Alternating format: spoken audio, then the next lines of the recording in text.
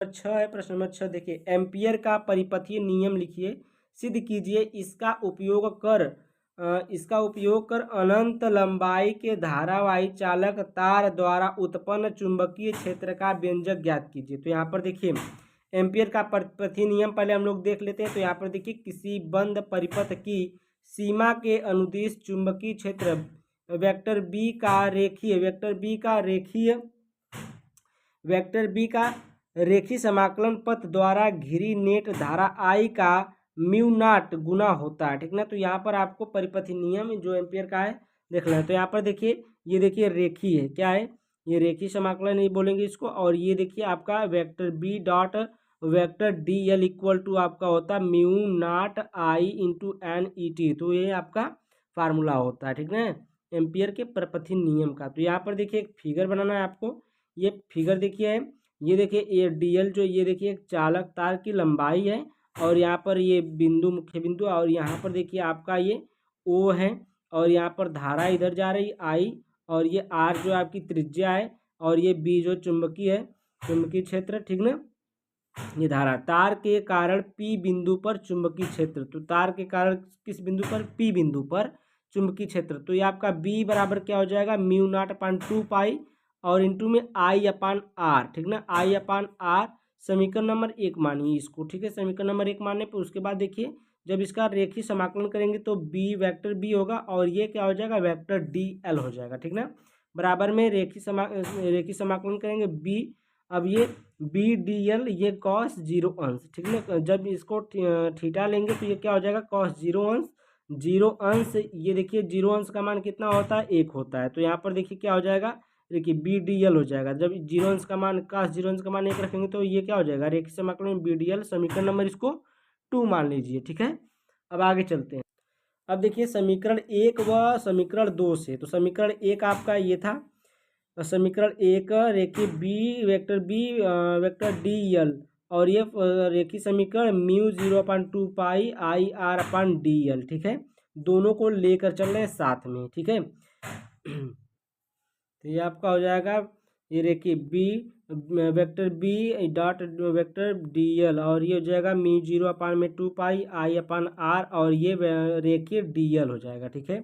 अब हम लोग इसको क्या करेंगे, देखिए पहले ये रेखीय समाकलन आगे था, तो इसको हम लोग डीएल के पास ले जाएंगे, क्योंकि ये सब क्या है, कांस्टेंट है, ठीक है। कांस्टेंट जितने होते हैं कांस्टेंट वो सब बाहर आ जाते हैं, ठीक है। आगे देखिए यहाँ पर रेखीय समाकलन vector B into dot vector D L बराबर में म्यू 0/2 पाई आई अपान आर, और जो आपका ये है इसका मान देखिए 2 पाई आर होता है, ठीक है। रेखीय समाकलन डी एल इसका मान कितना, 2 पाई आर। तो 2 पाई से देखिए 2 पाई से 2 पाई कटा, आर से आर कटा, ठीक है, ये गया। अब देखिए यहाँ पर ये 2 पाई आर एक फार्मूला होता है। यहाँ पर देखिए ये समाकलन रेखीय समाकलन vector B dot vector D L बराबर में क्या बचा आपका, म्यू नॉट और इंटू में आई बचा। तो हैंस प्रूव्ड, आपको जो प्रूव करना था ये आपका प्रूव हो चुका है, ठीक ना। आपको यही प्रूव करना था।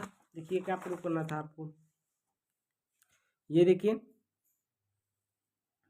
एम्पियर का परिपथीय नियम लिखिए, सिद्ध कीजिए, लिखिए और सिद्ध भी कीजिए। इसका उपयोग कर अनंत लंबाई के धारावाही चालक तार का उत्पन्न चुंबकीय क्षेत्र का व्यंजक ज्ञात कीजिए। अब देखिए कुछ और भी इसमें ज्ञात करना है, व्यंजक भी ज्ञात करना है धारावाही चुंबकीय क्षेत्र का। तो यहाँ पर देखिए, यहाँ पर एक फिगर बनाना है, उसके पहले यहाँ पर कुछ लिख लेना है। माना एक लंबे सीधे तार में आई धारा प्रवाहित हो रही है, ठीक ना। क्या माना, एक लंबे सीधे तार में आई धारा, ये लंबा सीधा तार है और इसमें क्या आई धारा प्रवाहित हो रही है। क्या हो रही, आई धारा प्रवाहित हो रही है तार के आर दूरी पर। ये तार है, तार के आर दूरी पर, ये आर दूरी पर बिंदु पी है। यहाँ पर क्या बिंदु पी था, उधर भी था, इधर भी देखिए बिंदु पी है, जहाँ चुंबकीय क्षेत्र ज्ञात करना है। तार के परितः होकर जाने वाले आर त्रिज्या का वृत्त खींचते हैं। अब ये तार है, तार के परितः होकर जाने वाला है, इसका एक क्या खींचते हैं, वृत्त खींचते हैं। चुंबकीय वेक्टर भी डी एल एक ही दिशा में, जो आपका वेक्टर डी है और वेक्टर बी है, वेक्टर डी एल है, सब क्या है, दोनों एक ही दिशा में, देखिए एक ही दिशा में है, ठीक है, एक ही दिशा में। तो ये आपका वेक्टर जो आपका चुंबकीय क्षेत्र ये बी आपको निकालना है, ठीक है। बी आपको क्या करना है, ज्ञात करना है। तो यहाँ पर देखिए परिपथ एम्पियर के परिपथी नियम से, तो एम्पियर का जो परिपथी नियम था आपका क्या आया था, आपका आया था देखिए यहाँ पर ऊपर देख लीजिए, यहाँ पर आया था परिपथी नियम, यही आया था। ठीक है, तो आपका यही लिख लिए, रेखी समाकलन vector B into vector D L और equal to mu zero I. ठीक है, तो ये हो गया।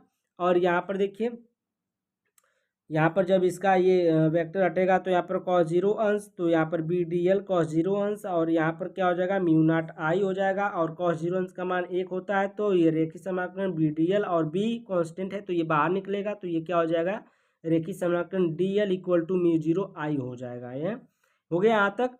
और इसका जो आपको मैं रेखी समाकलन डी एल का मान बताया था 2 पाई आर रख सकते हैं, तो यहाँ पर बी इंटू 2 पाई आर रखेंगे, तो यहाँ पर बी इंटू 2 पाई आर बराबर में म्यू नॉट आई, और जब ये इधर आएगा तो ये बटे में हो जाएगा, तो यहाँ पर बी बराबर क्या हो जाएगा, म्यू नॉट बटे में 2 पाई आई अपन में आर। ठीक है, तो ये सब ये आपका ये फार्मूला आ गया, जो आपको व्यंजक प्राप्त करना था, प्राप्त हो गया। और इसका मात्रक होता है न्यूटन, न्यूटन प्रति एम्पियर इंटू मीटर, ये क्या होता है, इसका मात्रक होता है। तो आप लोग को बहुत ही अच्छे से समझ में आ रहा होगा, और समझ में आ रही तो वीडियो को छोटा सा एक ठीक लाइक कर दिए, और एक छोटा सा प्यारा सा कमेंट छोड़ दीजिए वीडियो में। ठीक है,